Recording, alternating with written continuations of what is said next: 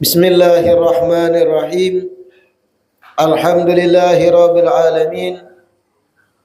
Wassalatu wassalamu ala sayyidil mursalin wa imamil muttaqin sayyidina wa maulana Muhammadin wa ala alihi wa sahbihi ajmain. Alhamdulillah, segala puji kembali dan selalu terhatur kehadirat Allah yang masih melimpahkan nikmat sehat, afiat, panjang umur pada kita seberataan, sehingga kembali diperjumpakan di majelis ilmu yang kita selalu berharap mudah-mudahan bujur-bujur membawa kita pada kebaikan-kebaikan dunia dan akhirat. Amin ya rabbal alamin. Wa awwalu waqti dhuhri idza zalatis syamsu wa akhiruhu idza sara dhillu kulli syai'in mithlahu ghaira dhillil istiwa. Melanjutkan kitab Al-Mukhtasar Al-Latif. Pertemuan terakhir kita masih membaca tentang awqatus shalah, masuknya waktu-waktu salat. Awalu waktu zuhri, awal masuknya waktu zuhur, idza zalatis syamsu, apabila matahari mulai tergelincir dari titik tengah. Wa akhiruhu, dan berakhirnya waktu zuhur, idza sara dhillu kulli syai'in mithlahu ghaira dhillil istiwa, apabila bayangan satu benda sama panjangnya lawan fisik benda tersebut, dihitung selain daripada bayangan istiwa. Nah, sampai sini penjelasan semalam.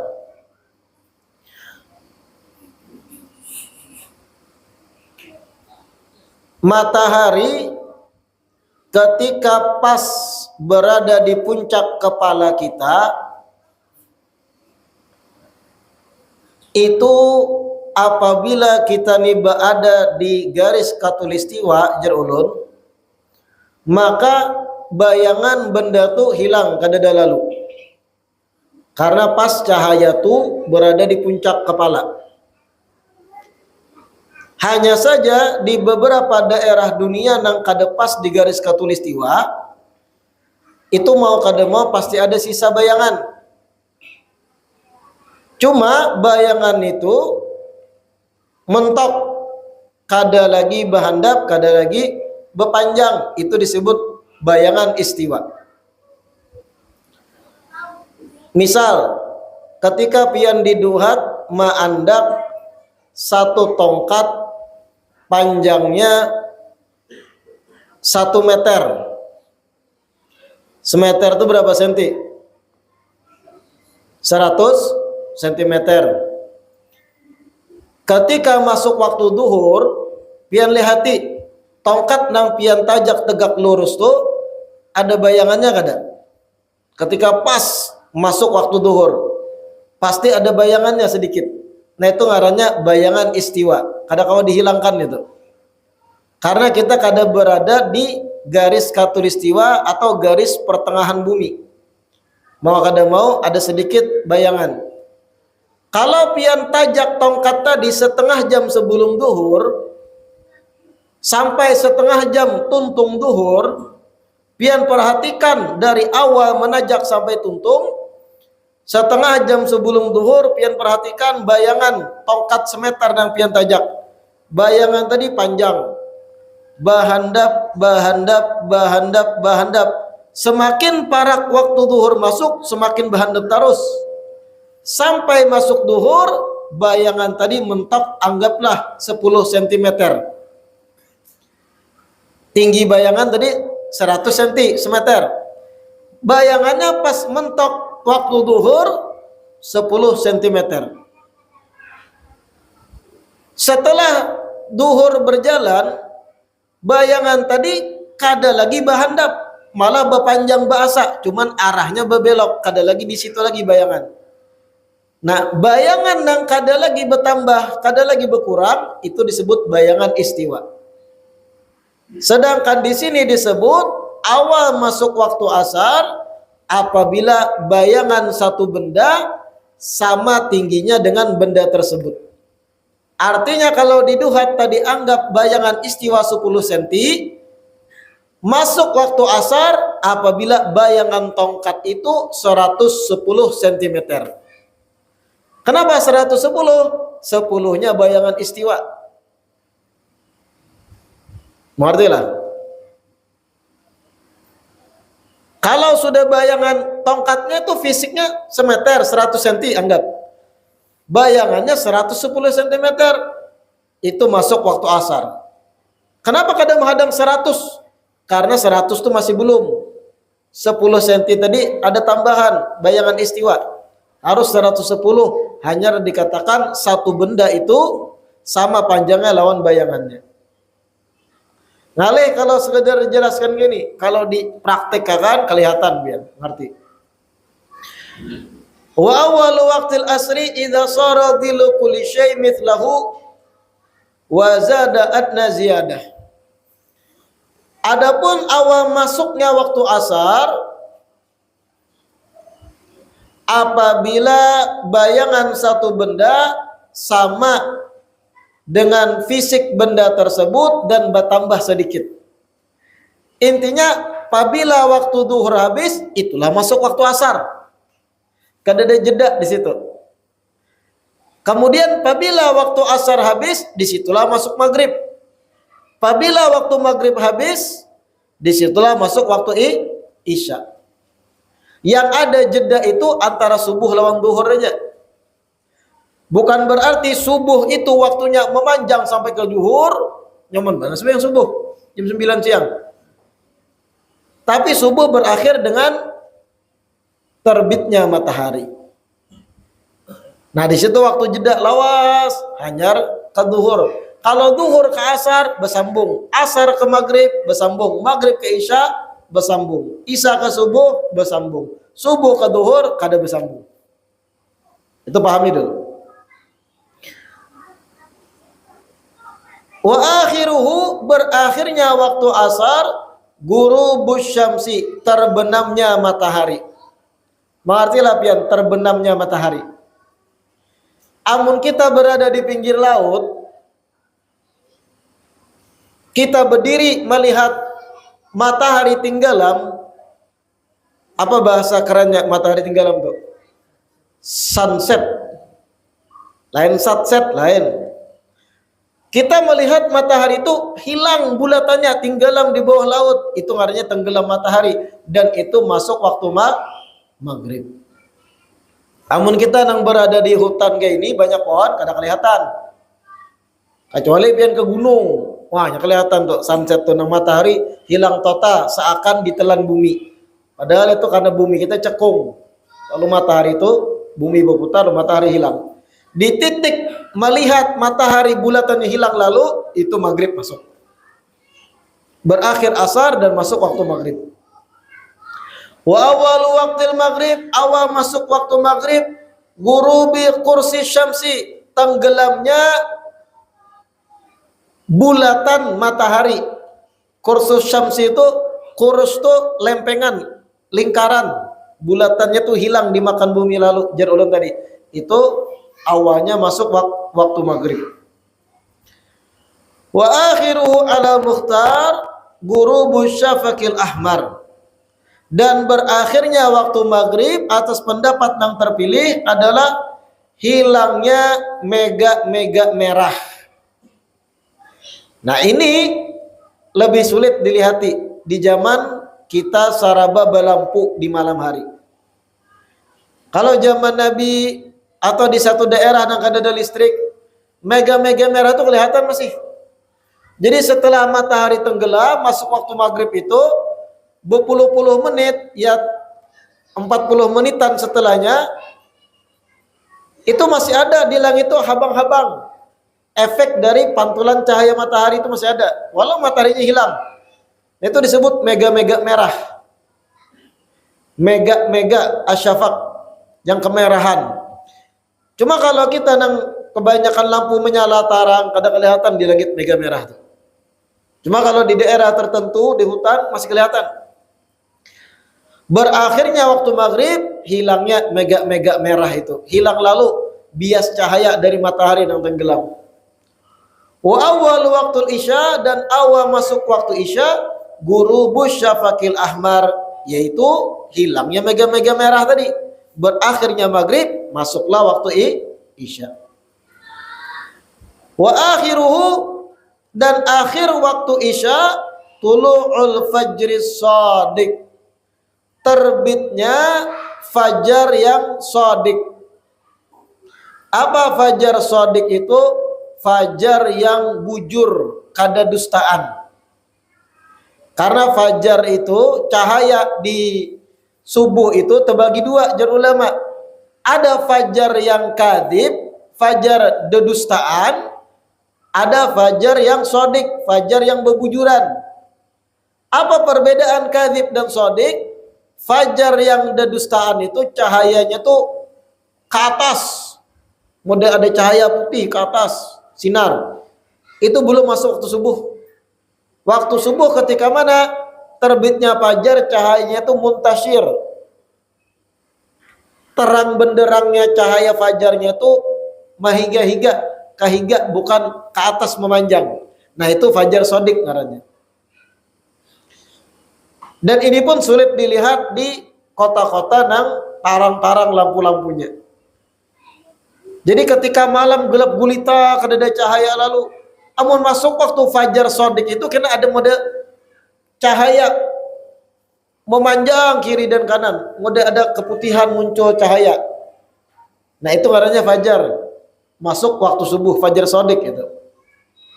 Wa huwal muntasyiru ardon, fajar shadiq itu yang mana sinarnya muntasyir, menyebar kiri dan kanan tadi jerulun.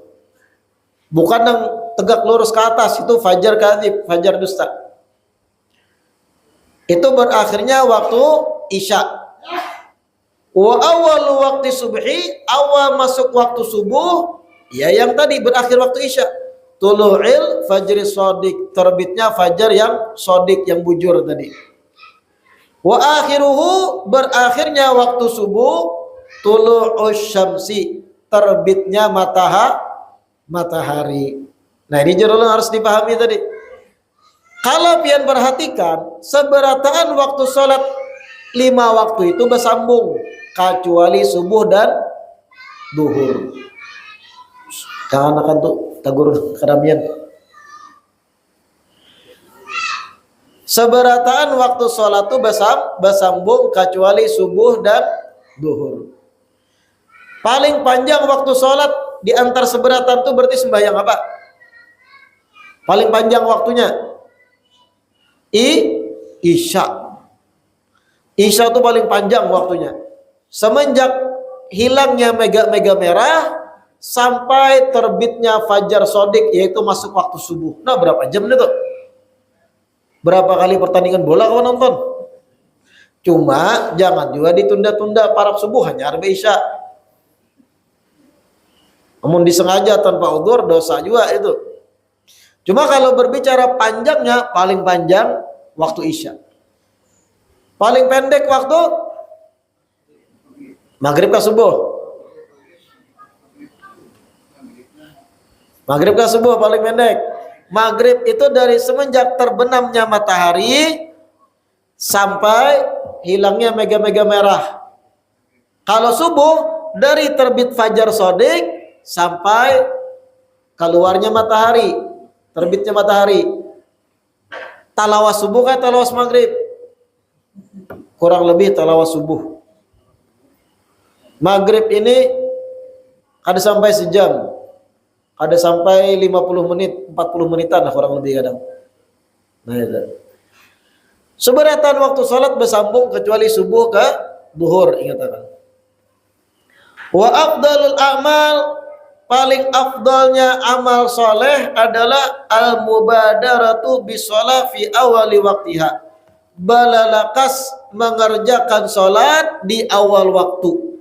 Nah itu paling afdalnya amal.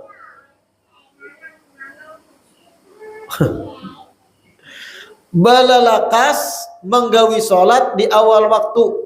Itu paling afdalnya amal dan paling gananya pahala, jar ulama. Kayak apa maksudnya? Kalau sudah yakin masuk waktu sholat, maka berdadaslah berwudu sembahyang secara berjamaah. Itu paling afdolnya amal. Mubadarah. Jangan saking balalajunya belum lagi adzan sembahyang dah, malah hadesah.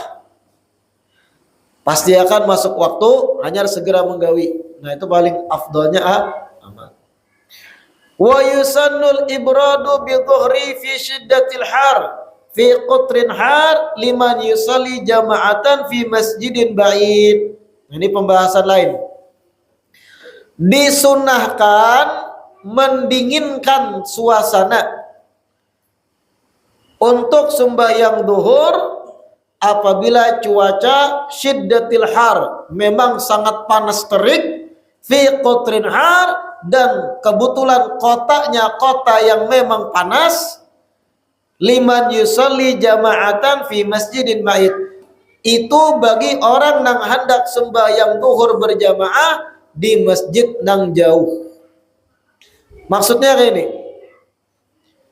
Amun pas di awal waktu duhur langsung sembahyang, tulak ke masjidnya kita tajaringit paluh panas benar. Kebetulan ini di kota nang Jazirah Arab misalnya, nang memang panas cuacanya. Lalu jar ulama boleh diundur-undur setengah jam kah, mahadang tadingin sedikit. Karena mun matahari pas tegak lurus di atas tuh panas-panasnya. Dinginakan lo ibrod. Ya setengah jam ulur, hanyar tulak ke masjid, hanyar mulai sembahyang duhur berjamaah. Itu sunnah. Kalau memang niatnya sembahyang di masjid yang agak jauh dari rumahnya dan perjalanan ke sana lumayan panas, boleh diundur.